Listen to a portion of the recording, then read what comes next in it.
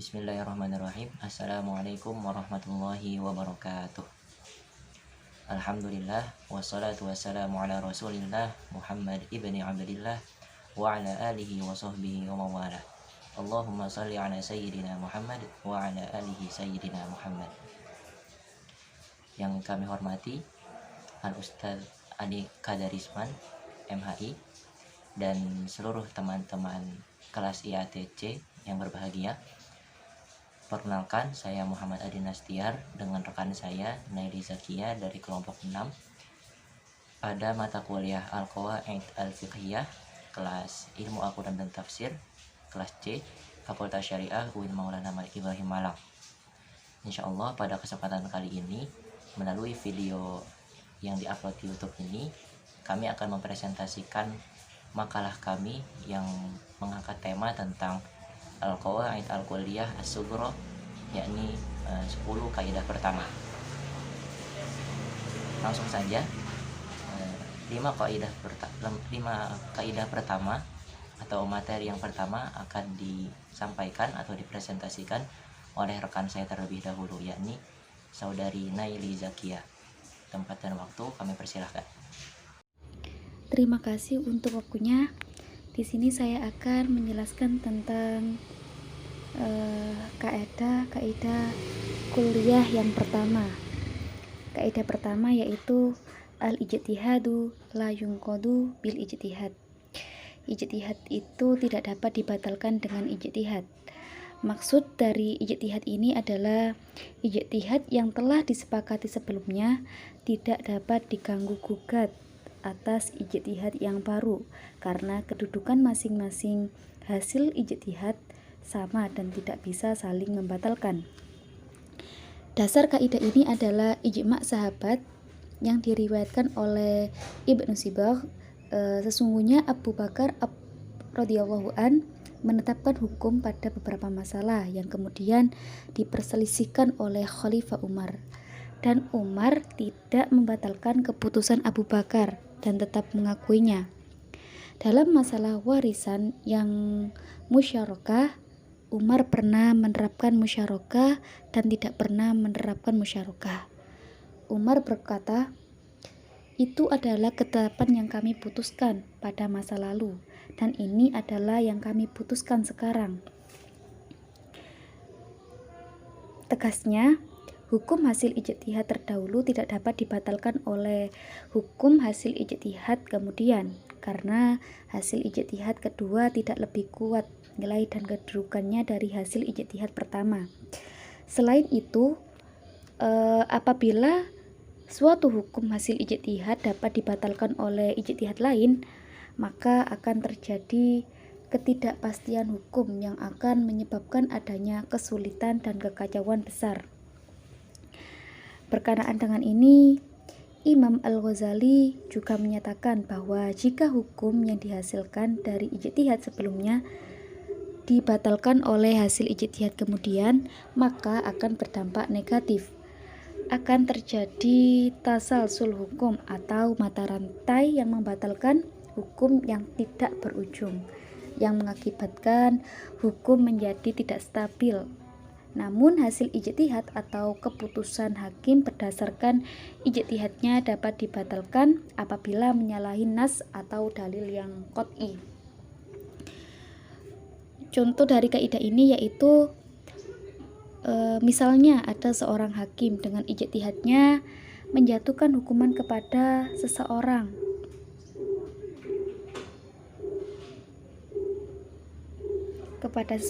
pelaku kejahatan takzir dengan hukuman 7 tahun. Kemudian terdapat kasus yang sama. Hakim menjatuhkan hukuman penjara seumur hidup karena ada pertimbangan lain yang berbeda dengan pertimbangan pelaku pertama. Jadi bukan keadilannya yang berbeda, namun pertimbangan dan keadaan hukumnya. Maka hasil ijtihadnya pun berubah meskipun kasusnya sama.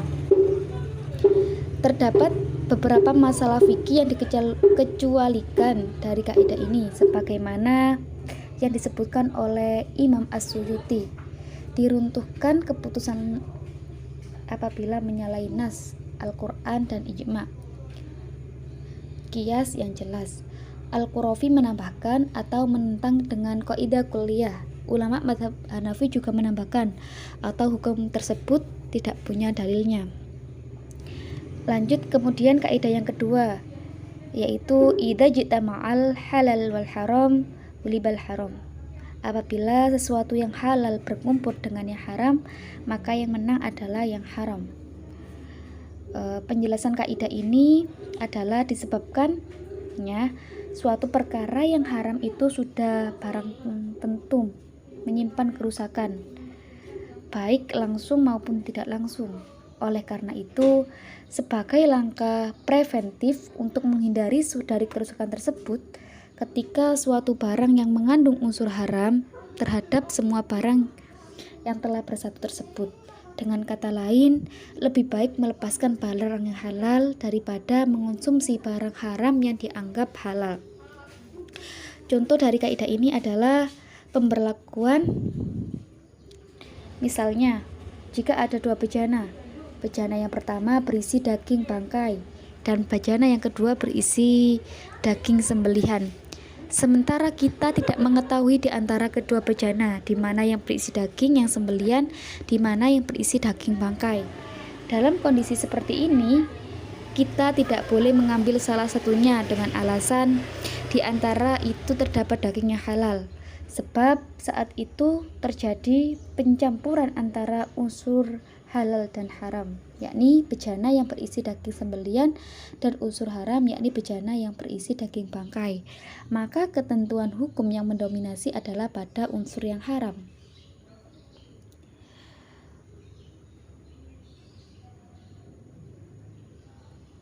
Pengecualian kaidah ini banyak.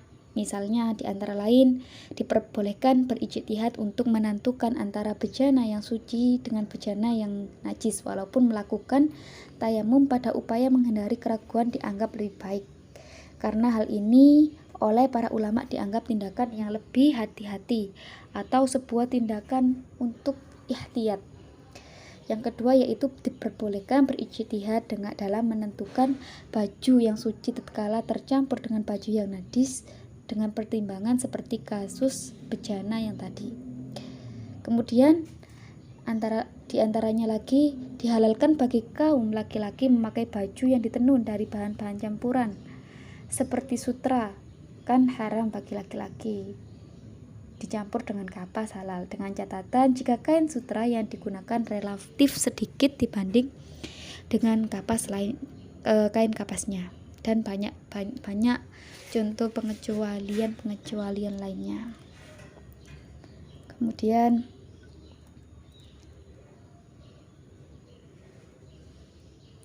kaidah yang ketiga yaitu al-itharu fil qarbi makruhun wa fi ghairiha mahbubun.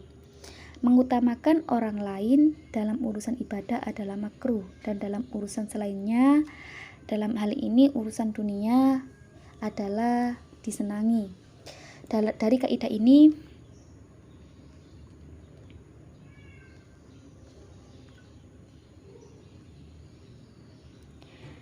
kaidah ini dapat dipahami bahwa mengutamakan orang lain dalam urusan ibadah adalah makruh, seperti mengutamakan orang lain dalam pengambilan shaf atau barisan terdepan untuk sholat berjamaah, mendahulukan orang lain dalam menutup aurat, dan lain sebagainya.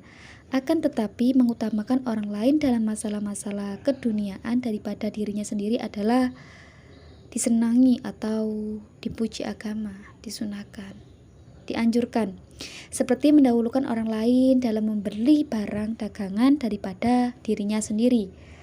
Pendapat ulama tentang itsar atau mengutamakan. Yang pertama, pendapat persis dengan bunyi kaidah ini, yakni makruh mengalah dalam masalah ibadah. Sebaliknya, kalau tidak mengalah dalam masalah taat atau ibadah, hukumnya sunnah. Contohnya, seseorang yang berjamaah sholat dan telah berada di shaf awal, tiba-tiba orang lain juga akan mengikuti jamaah. Makruh hukumnya kalau orang yang lebih dulu datang mempersilahkan orang yang datang belakangan untuk menempati tempatnya di shaf awal, sedangkan ia mengalah mundur ke shaf belakangnya. Pendapat kedua yaitu itsar dalam perkara taat itu bukan hanya makruh melainkan haram.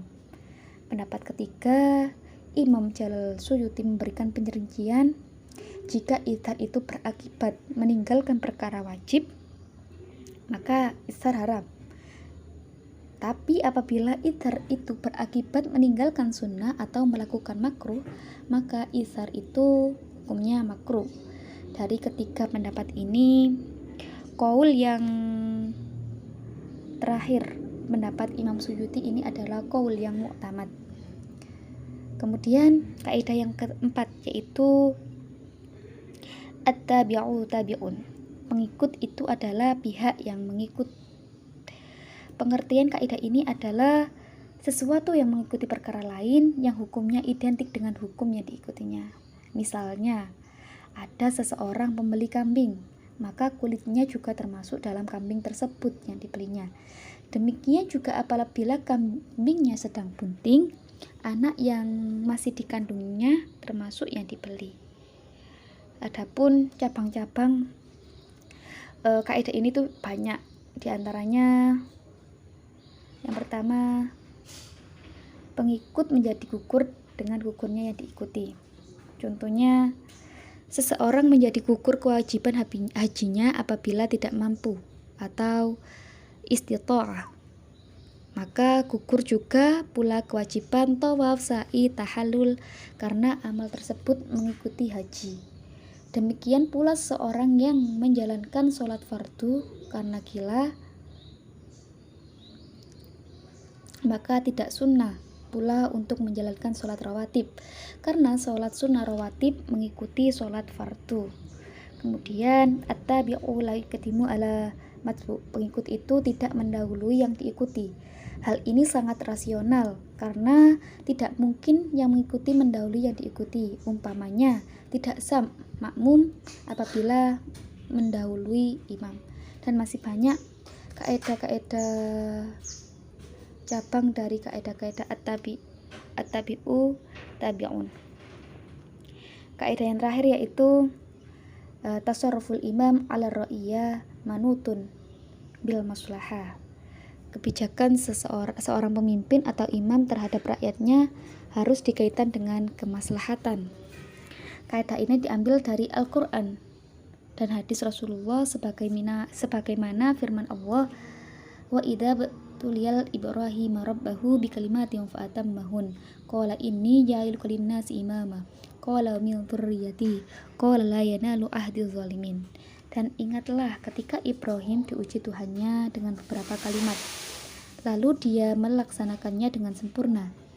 Dia berfirman, sesungguhnya aku menjadikan engkau sebagai pemimpin bagi seluruh manusia.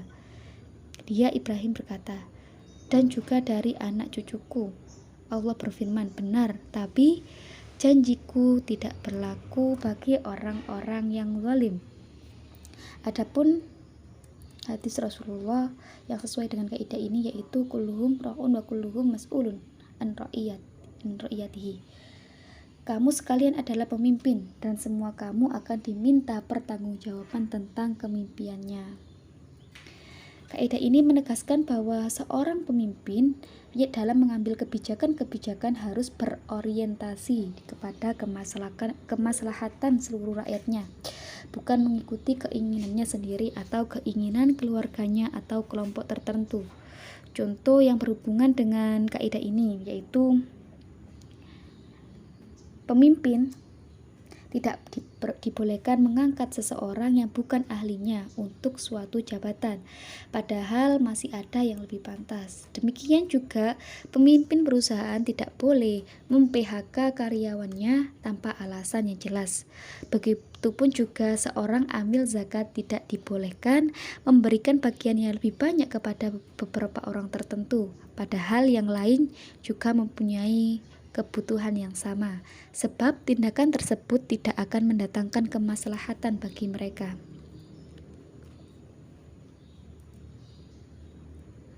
Sekian itu dari saya. Untuk selanjutnya dilanjutkan kepada pemateri berikutnya. Terima kasih.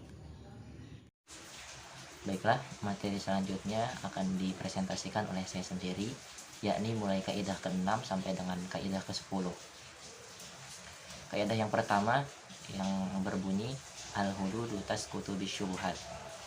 Pengertian dari kaidah ini atau arti dari kaidah ini adalah segala hukuman atau denda digugurkan dengan sebab adanya syubhat atau ketidakjelasan. Hudud di sini merupakan jamak dari kata had yang secara etimologi memiliki arti menengah, dan secara terminologi maknanya adalah hukuman yang telah ditentukan batas kadarnya karena melanggar larangan yang merupakan hak dari hak Allah, seperti hukuman potong tangan bagi para pencuri, hukuman dera atau rajam bagi pezina, dan lain sebagainya. Dari segi bentuk hukumnya, Syekh Abi Zakaria Al-Ansari membagi hudud atau hukuman ini menjadi tiga bagian. Yang pertama yaitu hukuman mati yang berlaku pada 4 kasus perkara, yakni murtad, dihukum pancung bila tersangka tidak mau kembali ke Islam setelah dibujuk dan dipaksa oleh hakim. Yang kedua, zina muhson, dirajam dengan dilempari batu-batu kecil sampai mati. Kemudian orang yang meninggalkan sholat 5 waktu karena malas. Kemudian yang terakhir, perampok yang mengambil harta serta membunuh korbannya. Kemudian hudud atau hukuman yang kedua, yang hukuman potong anggota tubuh, yakni hukuman potong anggota tubuh berlaku pada 2 perkara, yakni pencuri yang dihukum dengan potong tangan.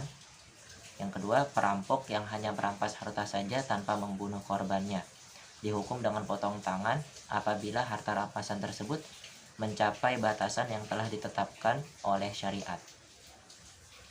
Yang ketiga, hukuman dalam bentuk pukul berlaku pada 3 kasus perkara, yakni pemabuk dihukum dengan dicambuk 40 kali, tuduhan palsu dihukum dengan dicambuk 80 kali, dan zina ghairu muhson dihukum dengan dicambuk 100 kali. Kemudian makna dari kata syubhat adalah tidak jelas. Dijelaskan oleh Ibnu Syuraih dalam kitab Al-Wada'i bahwa syubhat adalah sesuatu yang tidak diketahui dengan pasti kehalalannya atau keharamannya. Sementara Ibnu Nujaim menyatakan bahwa syubhat adalah sesuatu yang harus ditunda sehingga menjadi tidak ada kepastian lagi. Demikian juga dijelaskan oleh Syekh Muhammad Yasin Al-Fadani bahwa kata syubhat adalah jamak dari syubuhah yang secara etimologi berarti samar-samarnya sebuah urusan, sehingga menyerupai urusan lain yang padahal urusan pertama bukanlah urusan yang lain tersebut pada hakikatnya.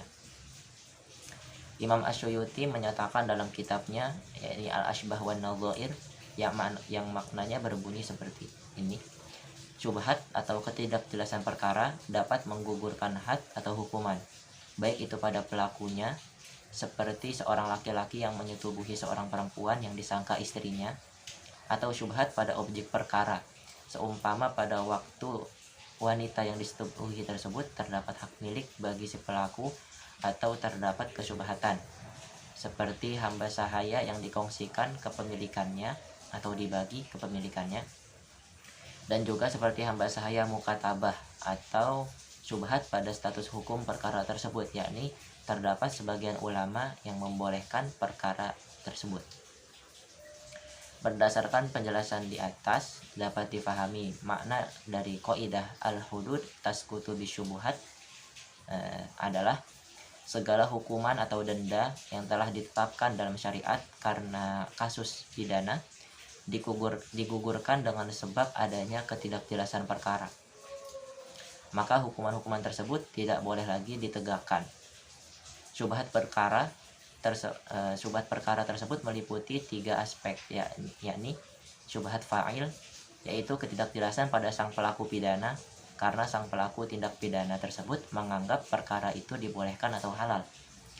Kemudian yang kedua, syubhat mahal, yaitu ketidakjelasan pada objek terjadinya perkara karena pada objek yang menjadi korban tersebut terdapat hal yang kiranya membolehkan perkara. Yang ketiga, syubhat khilaf, yaitu ketidakjelasan pada status hukum karena ada beberapa pendapat ulama yang membolehkan perkara tersebut. Sumber kaidah ini adalah hadis Nabi yang berbunyi, idra'ul hudud 'anil muslimin mastata'tum fa in wajadtum lil muslimin makhraja fa khallu sabilah fa innal imam la ay yukhti'a fil afwi khairun min ay yukhti'a fil uqubah. Yang artinya, wallahu a'lam bishawab, hindarilah hukuman-hukuman daripada kaum muslim sedapat mungkin. Jika ada jalan keluar bagi tersangka untuk bebas dari hukuman, maka bebaskanlah. Sesungguhnya kesalahan imam atau hakim dalam memberi pemaafan itu lebih baik dibandingkan dengan kesalahannya dalam memberikan hukuman.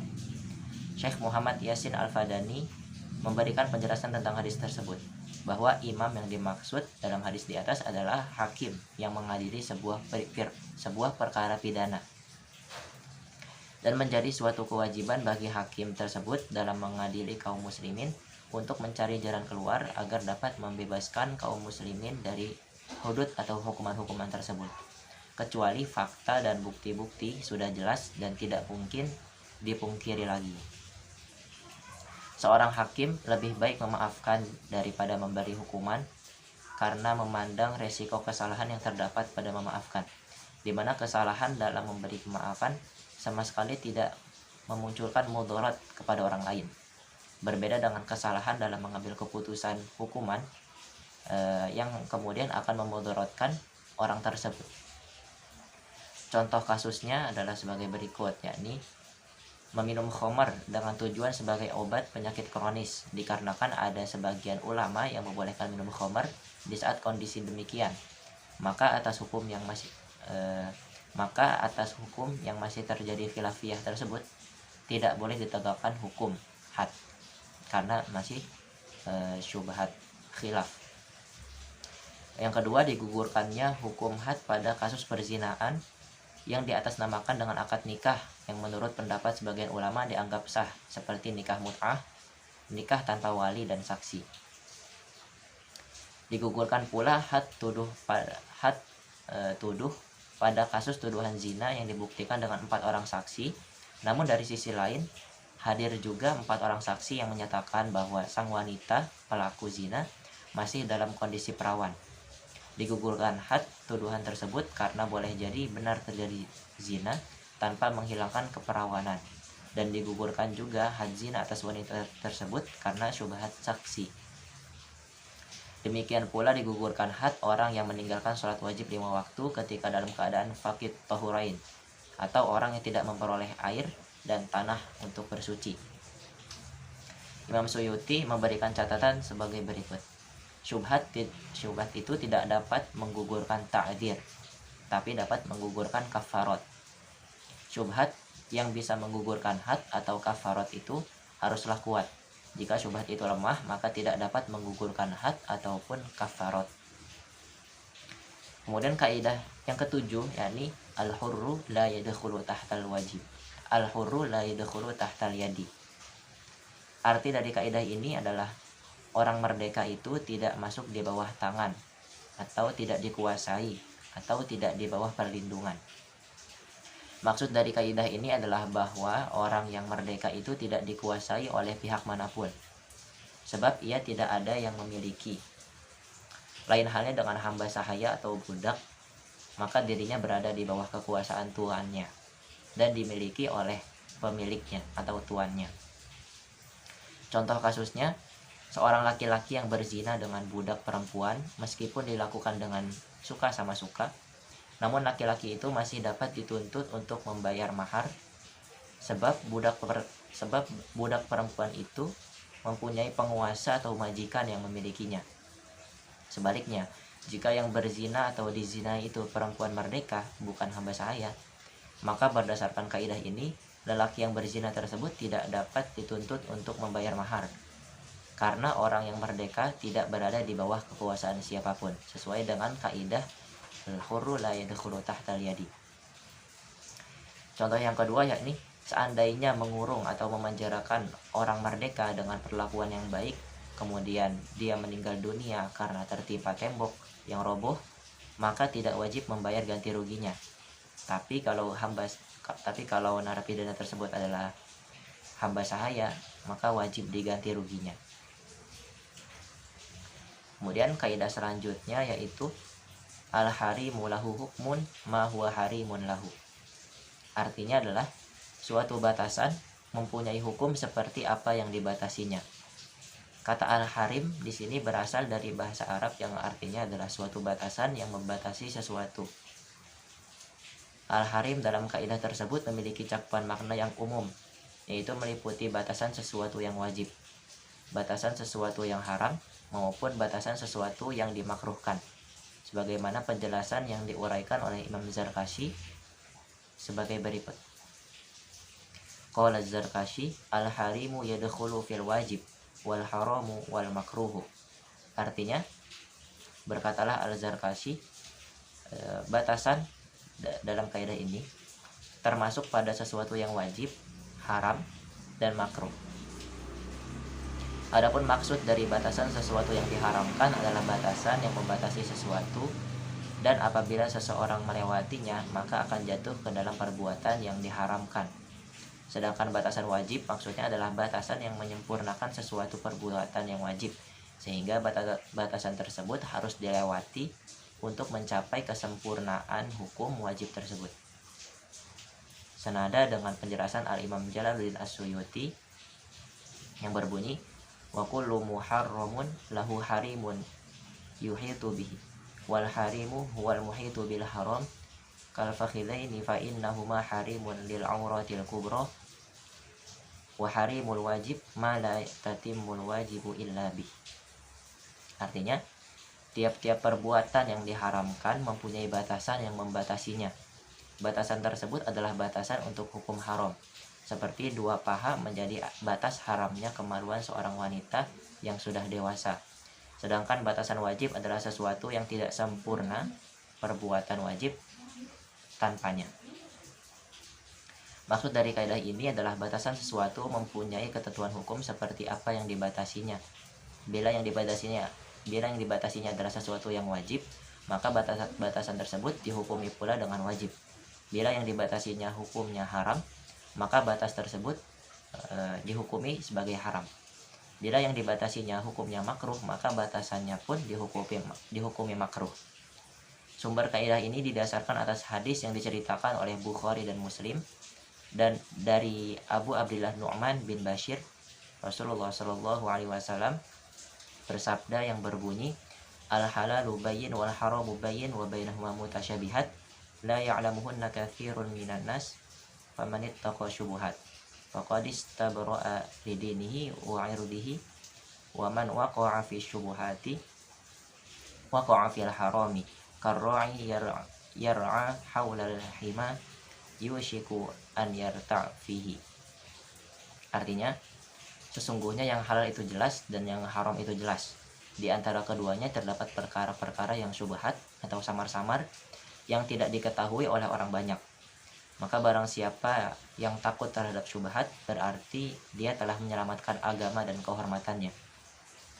Dan barang siapa yang terjerumus dalam perkara syubhat, maka akan terjerumus dalam perkara yang diharamkan. Sebagaimana pengembala yang menggembalakan hewan gembalaannya di sekitar ladang yang dilarang untuk memasukinya, maka lambat laun dia akan memasukinya. Contoh dari kaidah ini adalah sebagai berikut. Di antaranya, yakni wajib membasuh bagian dari kepala yang membatasi bagian wajah ketika membasuh wajah saat wudhu. Karena sebagaimana hukum membasuh muka adalah wajib, maka wajib pula membasuh batasan muka walau sudah termasuk merupakan bagian kepala. Wajib juga melebihkan basuhan tangan sampai melewati siku saat berwudu agar yakin batasan tangan pun sudah terkena. Karena sebagaimana basuh tangan adalah wajib, maka batasan tangan yaitu siku juga diwajibkan hukumnya. Wajib menutup bagian wajah yang membatasi aurat bagi wanita ketika sholat, karena sebagaimana kepala dihukumi aurat yang wajib ditutup, begitu juga bagian muka yang membatasinya, maka juga wajib ditutup. Wajib menutup lutut dan pusar yang merupakan batasan bagi aurat laki-laki dalam sholat, karena sebagaimana aurat antara pusar dan lutut itu wajib ditutup, begitu juga bagian pusar dan lutut itu sendiri yang membatasinya, maka wajib pula untuk ditutup. Kemudian haram bersenggama dengan bagian antara pusar dan lutut istri sekitar paha di saat masa haid, karena saat itu bagian paha merupakan batasan haram jima.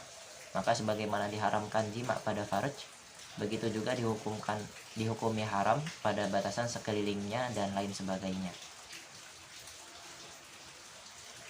Adapun kaidah ini tidak terdapat pengecualian pada segala cabang masalahnya, melainkan hanya ada pada satu kasus, yaitu tentang haramnya menyetubuhi istri dari jalur belakang atau dubur. Maka dalam hal ini yang diharamkan oleh syara adalah dubur istri yang mempunyai pembatas, yaitu sekitarnya. Namun syara tidak mengharamkan kepada sang suami jika bersenggama dengan sekitarnya saja tersebut. Padahal bagian pantat ketika itu menjadi al-harim atau pembatas bagi dubur yang diharamkan. Seharusnya sesuai kaidah di atas, pantat juga diharamkan karena pembatas hukum haram dihukumi haram juga sebagaimana apa yang dibatasinya. Kemudian beberapa ketentuan tentang harim atau suatu batasan.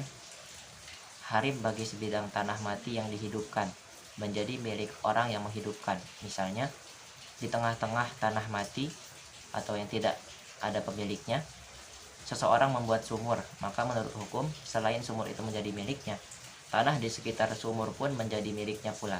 Jadi andai kata di kemudian hari ada orang lain yang juga menghidupkan tanah mati itu, tanah sekitar sumur itu tetap menjadi milik orang yang pertama, yaitu yang pembuat sumur, meskipun tanah sekitar sumur itu ikut digarap oleh orang yang datang kemudian.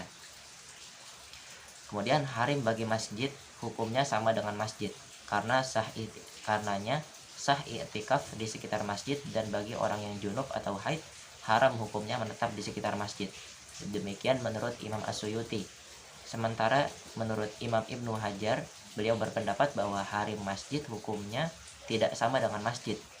Rohbah atau serambi masjid, yaitu bangunan yang menempel dengan masjid dan didirikan karena adanya masjid, juga diperselisihkan.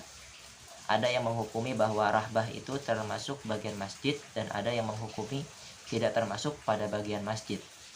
Pendapat terakhirlah yang dipegang oleh jumhur ulama atau kebanyakan ulama.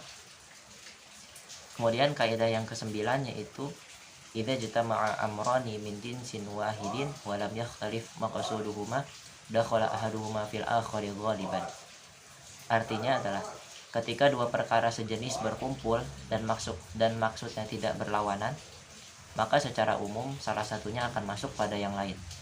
Dari kaidah ini dapat dipahami bahwa apabila ada dua perkara yang masuk kepada yang lain, maka cukup dikerjakan salah satu yang lebih besar dari dua perkara tersebut, karena sebenarnya yang lebih besar itu telah mencakup perkara yang lebih kecil. Contoh penerapan kaidah. Seringkali aktivitas-aktivitas manusia yang dilakukan memiliki persamaan ciri dan karakteristik dari sisi tujuan serta hukum yang terkandung di dalamnya. Sebagaimana contoh berikut. Apabila seorang berhadas kecil dan hadas besar atau junub, maka cukup bersuci dengan mandi besar satu kali saja, atau cukup dengan mandi besar saja, karena menutupi hadas kecilnya yang perkara lebih kecil. Kemudian yang kedua, apabila seseorang yang masuk masjid kemudian sholat fardu, dalam hal ini sholat fardu seseorang tersebut sudah tercakup sholat tahiyatul masjid di dalamnya. Kemudian seseorang dituduh melakukan zina 2 kali dan di depan pengadilan pun dia mengakuinya, maka menurut hukum ia hanya dijatuhi hukuman berbuat zina sekali saja, yakni didera dengan 100 kali dan diasingkan selama setahun. Kemudian pengecualian atau mustasnayat dari kaidah ini diantaranya sebagaimana contoh seseorang yang melakukan tawaf ifadah yang merupakan salah satu rukun haji. Seseorang yang melakukan ibadah haji tidak diperbolehkan menggabungkan tawaf ifadah dengan tawaf wada. Dalam Al-Ma'thur, Imam Az-Zarkashi menyatakan bahwa tadakhul yang masuk pada permasalahan ibadah wajib terbagi menjadi 2 bagian. Pertama adalah dua ibadah wajib yang di dalamnya sama-sama terdapat tuntutan, namun maksudnya berbeda, maka tidak dapat terjadi tadakhul. Kedua, dua ibadah wajib yang diperintahkan namun memiliki maksud yang sama. Bagian ini bisa digabungkan menjadi satu pekerjaan atau tadakhul. Bagian pertama yang sebagai pengecualian ini dapat dicontohkan dengan tawaf wada dan tawaf ifadah yang memiliki tujuan sendiri-sendiri. Dengan demikian, tawaf ifadah tidak dapat dijadikan sebagai pengganti tawaf wada. Kemudian kaidah yang terakhir yang ke-10 yakni i'malul kalam aula min ihmali. Artinya, memfungsikan ucapan lebih baik daripada menghilangkannya, atau memberlakukan kalam atau ucapan sesuai tuntutan makna lebih diprioritaskan daripada mendisfungsikannya atau menghilangkannya. Suatu kalimat ada kalanya jelas dan ada kalanya tidak jelas. Untuk kalimat yang sudah jelas tidak ada masalah, tetapi untuk kalimat yang tidak jelas maksudnya, maka kalimat tersebut tidak boleh diabaikan atau lebih baik diamalkannya. Manakala suatu perkaraan itu jelas maksudnya, maka haruslah diamalkan sesuai dengan yang dimaksud. Tetapi apabila perkataan tersebut belum jelas maksudnya, maka mengamalkan lebih baik daripada meniadakannya. Contoh penerapan dari kaidah ini, yang pertama, seseorang yang sedang sakit keras berwasiat, kalau nanti saya meninggal, rumah ini saya berikan kepada anak saya.